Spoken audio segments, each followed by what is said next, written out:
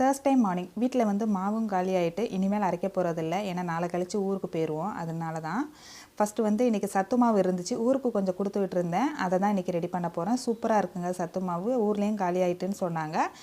ஒரு 3 ஸ்பூன் எடுத்துகிட்டு தேவையான அளவு தண்ணி ஊற்றி லைட்டாக மிக்ஸ் பண்ணி ஸ்டவ்வில் வச்சு கிண்டிக்கோங்க. கொஞ்சம் அந்த ஸ்டேஜ் வந்ததுக்கப்புறம் அதிகமாகலாம் வேக விட வேண்டாம். ஏன்னா நம்ம ஆல்ரெடி வறுத்த மாவு தாங்கிறதுனால நம்ம வந்து நிறைய நேரம் ஸ்டவ்வில் வச்சு மிக்ஸ் பண்ண வேண்டாம். லைட்டாக அந்த ஒரு கொதி வந்தோடனே நீங்கள் ஆஃப் பண்ணிவிட்டு கொஞ்சம் ஆற வச்சுட்டு தேவையான பால் ஆட் பண்ணிக்கோங்க. தேவையான நாட்டு சக்கரை ஆட் பண்ணிக்கோங்க. பால் சேர்க்கலனாலும் பரவாயில்ல, தண்ணி கூட நீங்கள் சேர்த்து குடிச்சிக்கலாம். ரொம்ப நல்லாயிருக்கும்.